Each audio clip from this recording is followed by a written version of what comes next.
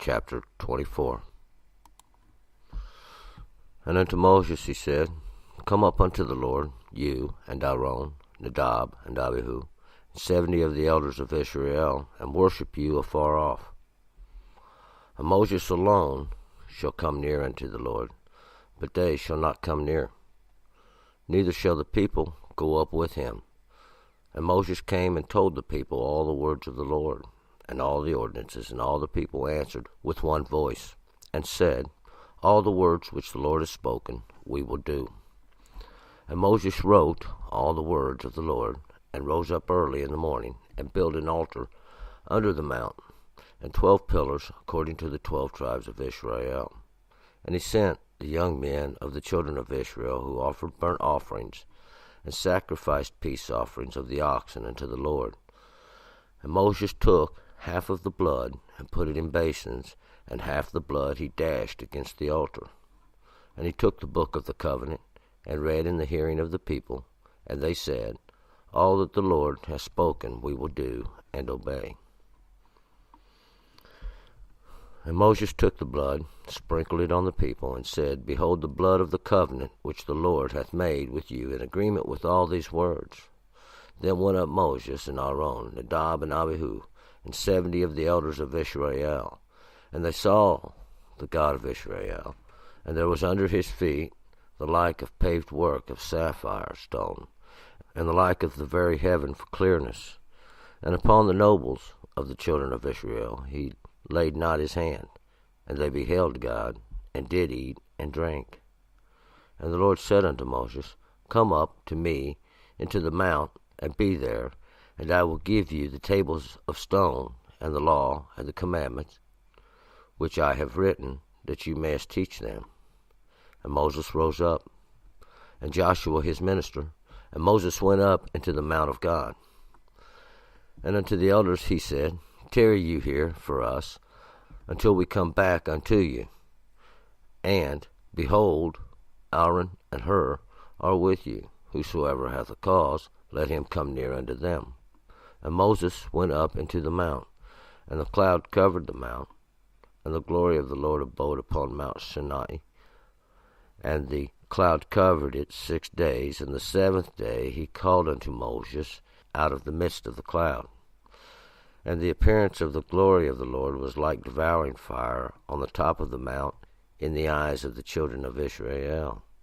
And Moses entered into the midst of the cloud, and went up into the mount, and Moses was in the mount 40 days and 40 nights. All right, let's go back up to verse 1. We are carrying on from the last chapter. The last chapter we was in what I would call the classroom. We are always in the classroom, one way or the other. The whole thing is before the Lord. At any way, we was pointing out some of the finer matters along these lines. In similar cases such as these, we might say, we'll find out the Lord was explaining the law in a further, you might to say, reiterate it, to magnify it a little bit, to give it a little more understanding. And he's promised to send an angel as well. An angel is simply a deputy, one who's dispatched to do tasks, certain deeds, you might say, for the Lord. And this one who will go before you, even. And to bring you into the land of the Amoree, we'll find out, to go into the land of inheritance, I like to call it. It was already inhabited, we'll see. Those that had already received the law, but they hadn't quite kept it. But anyway, the Lord has commanded to not bow down before their gods. Of course, this was one of the commandments from the beginning. You shall have no other gods. There's the Lord, there's nobody else. The idols you shall not make to yourself, we'll find out. Silver or gold, it doesn't matter. Man, woman, it doesn't matter where they come from. Beast, it doesn't matter what it is. The Lord's promised that if you do these things, we'll find out, there's a great inheritance for it all. One thing else is that there was no covenants to be made. We'll find out this is a little catch-22 here, you might say, I like to call it. No covenants, no agreements. There's nothing else to say. The Lord's kind of said it all, and that's where we're at. Some's going to do it, and some's not going to do it, it seems like. But anyway, nonetheless, this is where we're going to pick it up here. The Lord has give the warning about the covenants. The Lord has give the warnings about worshiping their other gods, and there's really nothing more to reiterate, I guess. So we'll pick it up in verse 1. And unto Moses he said, Come up unto the Lord, you and Aaron, Nadab, Abihu, the 70 elders of Israel, and worship you afar off. So now to Moses, the one who was drawn out, and Aaron, and Nadab, and Abihu, we'll find the Lord says, Come up unto the Lord, to get a little closer, in other words, to draw nearer, and these 70 elders as well of Israel.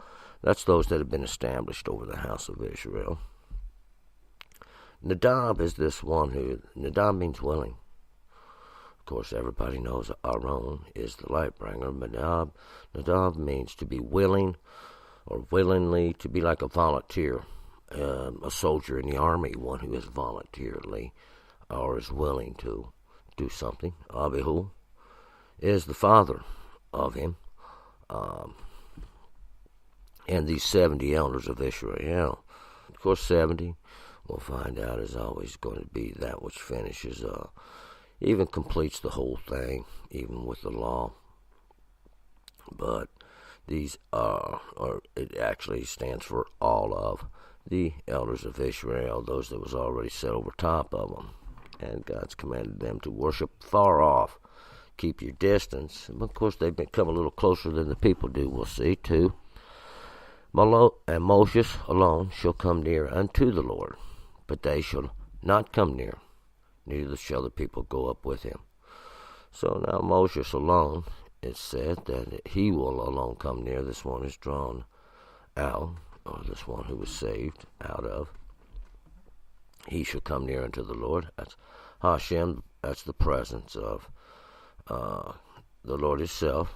But they shall not come near. They shall keep their distance, and neither shall the people go up with him. Of course, we know that the Lord has warned this already, because the people have already made their statement that Moses talked to them, and the people have set a distance between them and the Lord already. 3. And Moses came and told the people all the words of the Lord, and all the ordinances. And all the people answered with one voice, and said, All the words which the Lord has spoken, we will do.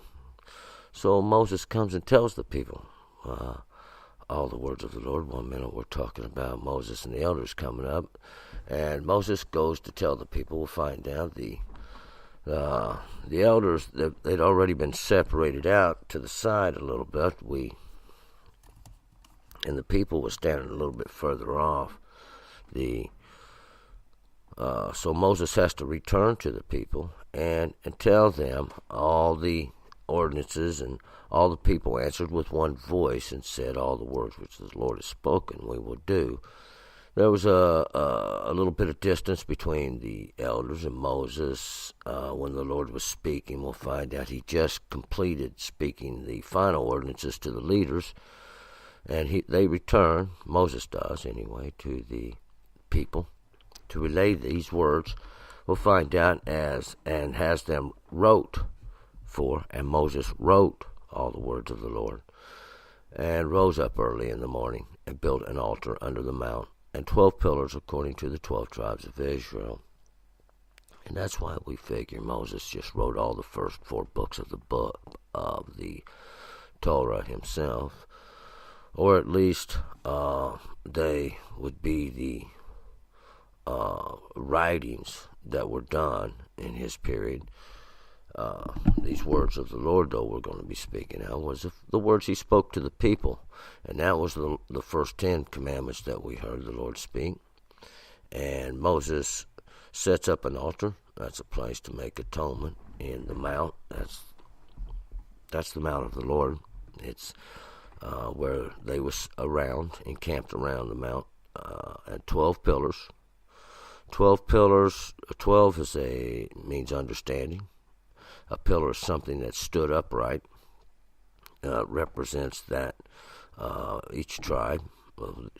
According to the 12 tribes, there was 12 tribes. So each pillar that was stood up was represented the tribe of Israel that was stood up, you might say, made upright, made erected. Whereas to not be upright, correct, it's the same thing we would find out is to be horizontal, laid down, or to be dead. 5. And he sent the young men of the children of Israel who offered burnt offerings, sacrificed peace offerings of oxen unto the Lord. And he sent the young men of the children of Israel. These were those, we'll find that before the priesthood is still coming, and these were just those who did this service. These were the ones who offered the burnt offerings, or those things that made atonement on the altar. And they sacrificed the peace offerings of oxen unto the Lord. These peace offerings would just simply be offerings of thanksgiving. But we'll see that the Lord had already given them the law, and there was a binding covenant already in place. It's verbal at the moment, but this is going to be like the signature on the covenant, or on the agreement, or on the contract, you might say. 6. And Moses took half of the blood and put it in basins, and half the blood he dashed against the altar. And this blood's going to represent the life.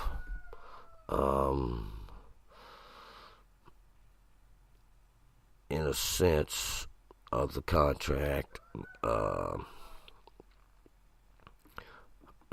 not that it has any physical capability other than the fact that it's present, it's there.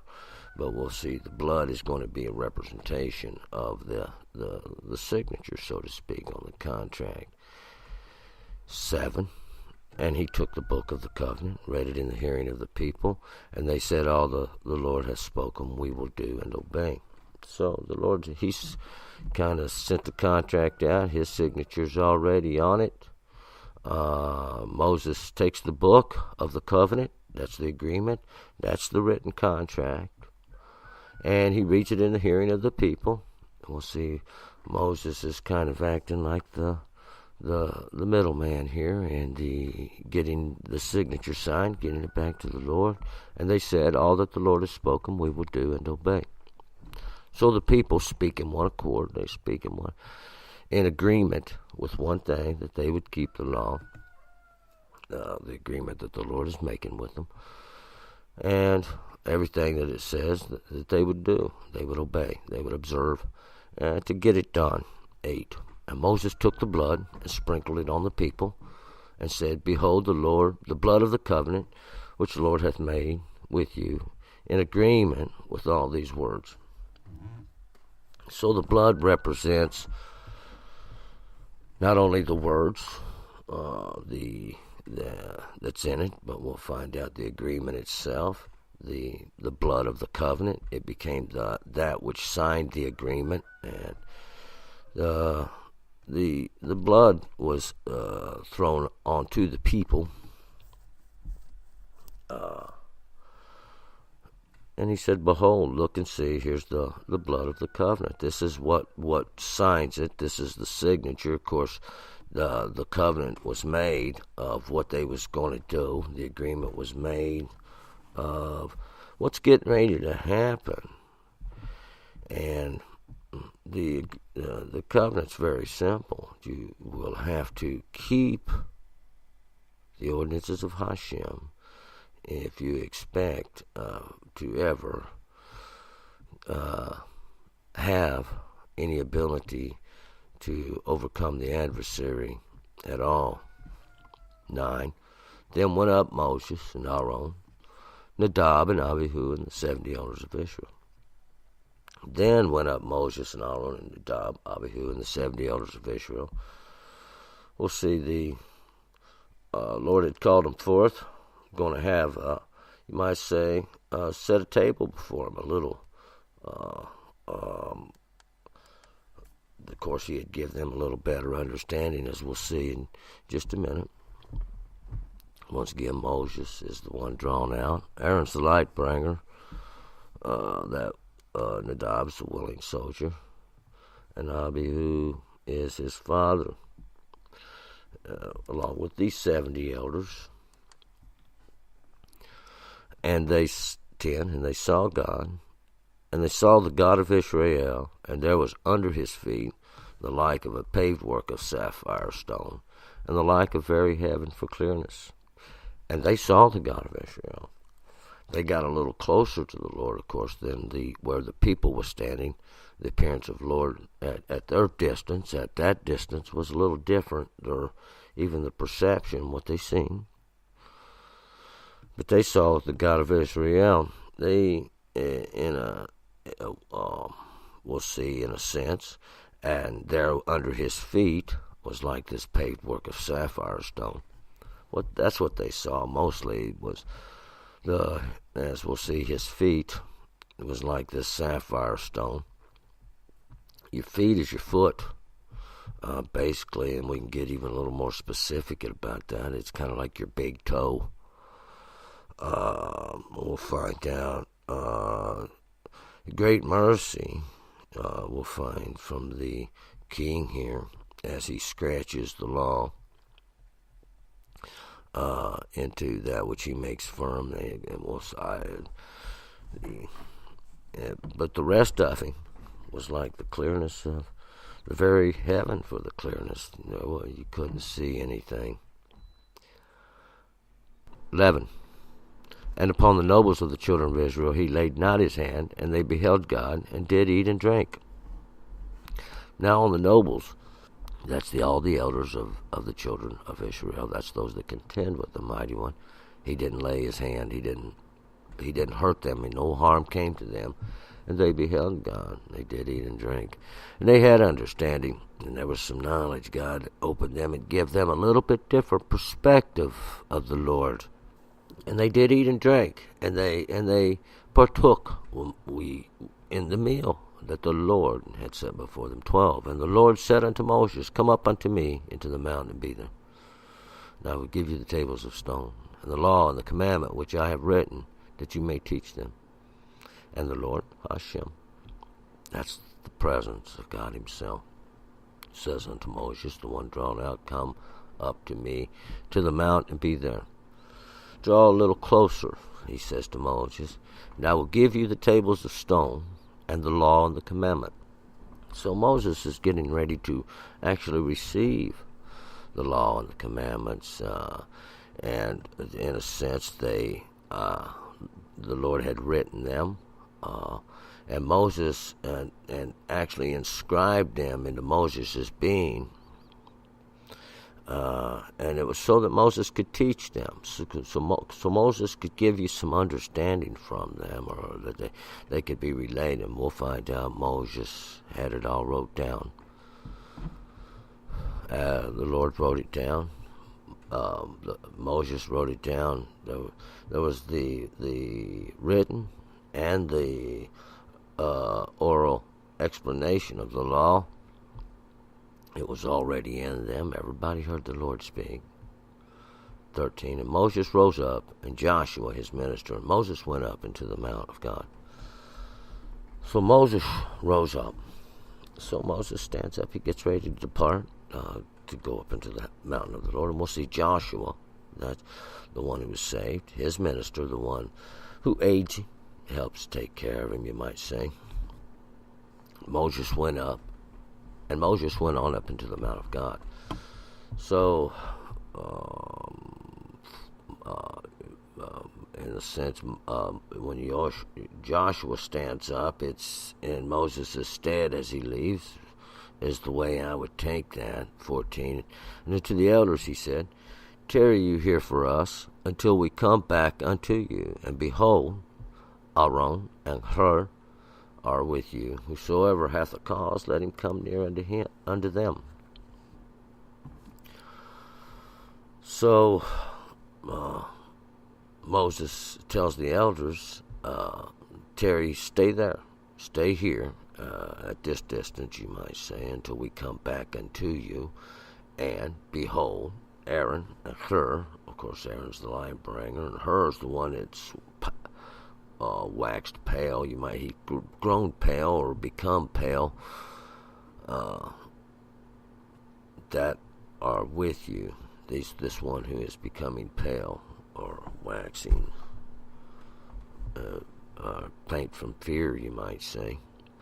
15, Moses went up into the mount, and the cloud covered the mount. So Moses goes up into the mount, where this is where the Lord is, in that high place, and the cloud covers the mount. The confusion covers the mount. Now, I say confusion because we'll find out as Moses goes into the cloud, that's exactly what's going to happen below. 16, and the glory of the Lord abode upon Mount Sinai, and the cloud covered it 6 days. And the 7th day he called unto Moses out of the midst of the cloud. And the glory of the Lord, that's his brilliance, his brightness, his greatness, his majesty, abode upon Mount Sinai. That's where Hashem was, in that mountain of thorns, even in that place of thorns. And the cloud covered it for 6 days.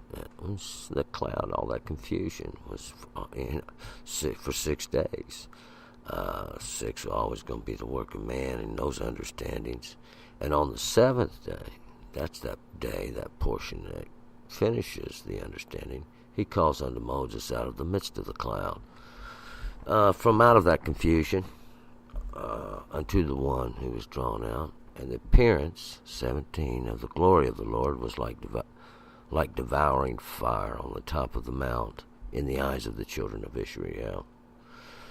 Now the appearance of the glory, or this, what was going on before Moses, of course he was a lot closer than the children of Israel were. But this all appeared, this glory of the Lord, all that appeared unto the children of Israel as this devouring fire, as a fire that was consuming the top of the mountain, even that high place of the thorns. 18. And Moses entered into the midst of the cloud and went up into the mount. And Moses was in the mount 40 days and 40 nights. So Moses goes in. He enters into this cloud, or this confusion, and went up into the mount, that high place. And Moses was in that high place for 40 days and for 40 nights. And 40, that foretells it's going to be the work of God in the law. We'll find out. It's kind of like a probation. There's a period, a period of proof, you might say, in the contract to make sure that everything's going to be all right, if one can be trusted, if one can be responsible. We'll see, and this is kind of what that work in the law represents there, in those understandings, and these 40 nights as well. Once again, there's the day, then there's the night, and we got to see if you can do the work, of course, when there's some understanding. But can you do the work when you got to make decisions for yourself? Can you get the job done when you're on your own? You ain't got no help, we'll say, no one to support you. Can you still get the job done? That's kind of like a period of darkness. You ain't got no help, there's no understanding. Same way, it's a little bit of probation. you might say. It's the way the Lord works. We're going to pick it up. Exodus chapter 25. Turn and return.